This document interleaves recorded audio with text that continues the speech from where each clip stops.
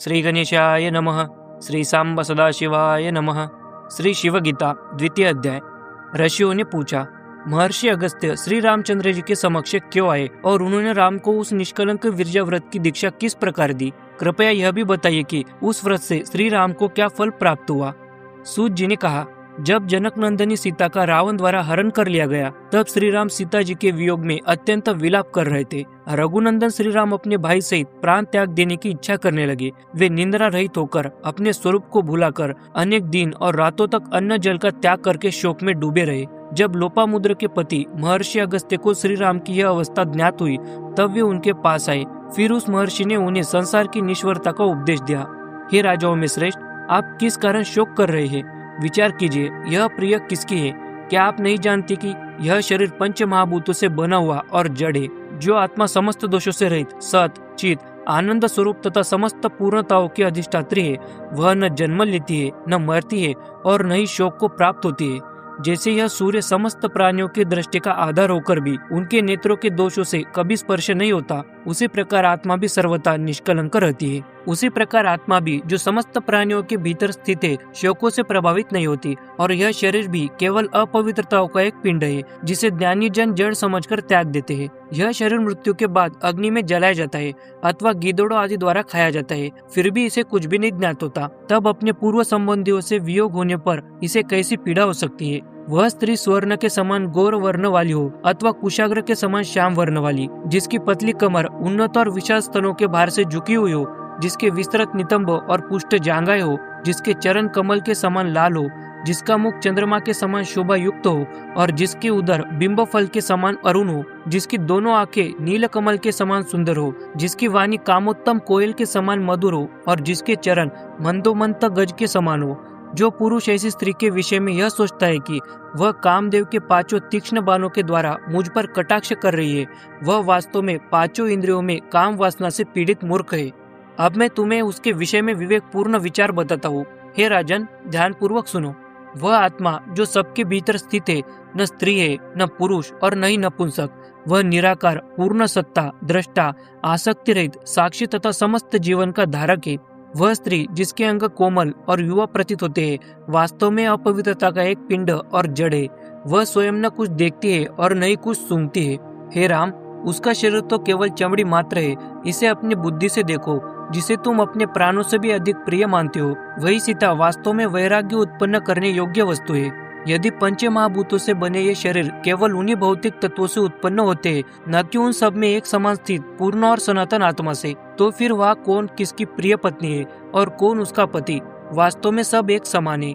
जैसे पंक्तिबद्ध बने हुए घरों के कारण आकाश विभाजित सा प्रतीत होता है, परंतु उन घरों के जल जाने पर भी आकाश को कोई क्षति नहीं पहुंचती, उसी प्रकार शरीरों में स्थित तथा स्वयं पूर्ण और सनातन आत्मा भी शरीरों के नष्ट होने पर तनिक भी नष्ट नहीं होती। यदि कोई यह सोचता है कि मैं मारने वाला हूँ और कोई यह सोचता है कि मैं मारा गया हूँ, तो वे दोनों ही नहीं जानते। यह आत्मा न किसी को मारती है और न ही मारी जाती है। इसलिए हे राजन, आपकी इस अत्यंत दुखपूर्ण विषाद का कारण क्या हो सकता है? अपने वास्तविक स्वरूप को जानकर इस शोक का त्याग कीजिए और प्रसन्न रहिए। श्री राम ने कहा, हे मुनीश्वर, यदि न शरीर को और न ही परमात्मा को शोक होता है, तो फिर सीता के वियोग की यह अग्नि मुझे कैसे जला रही है?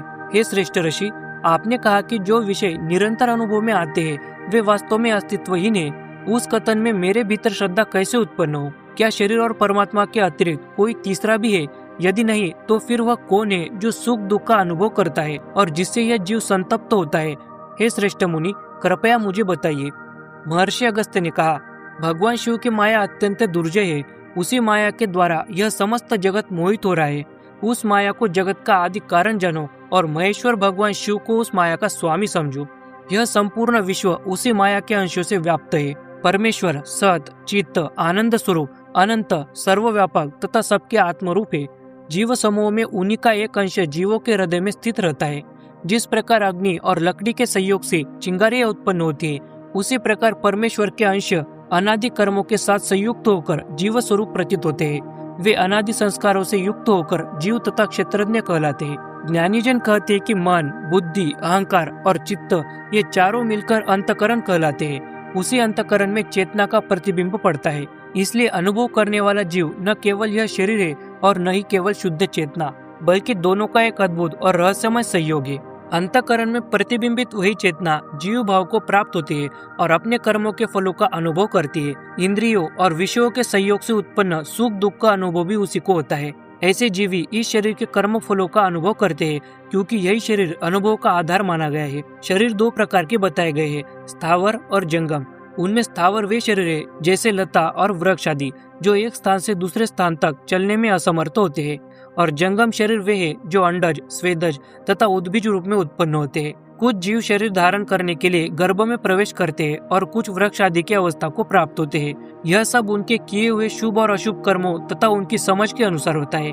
यद्यपि जीव स्वरूप आत्मा स्वभाव से प्रकाशमय और आसक्ति रहित है, फिर भी शिव माया से मोहित होकर वह यह मान बैठती है, मैं सुखी हूँ, मैं दुखी हूँ। काम, क्रोध, लोभ, मद, ईर्ष्या और मोह, ये 6 आंतरिक शत्रु अहंकार में स्थित बताए गए हैं। जीव केवल जागृत और स्वप्न अवस्थाओं में बंधा रहता है, क्योंकि सुषुप्ति में अहंकार नहीं रहता। इसलिए वह जीव भगवान शंकर के स्वरूप को प्राप्त हो जाता है। माया के विकार रूप अंतःकरण से उपाधि युक्त जीवी सुख दुख का अनुभव करता है। जैसे सीपी में चांदी का भ्रम होता है, उसी प्रकार शिव माया के कारण यह जगत प्रतीत होता है।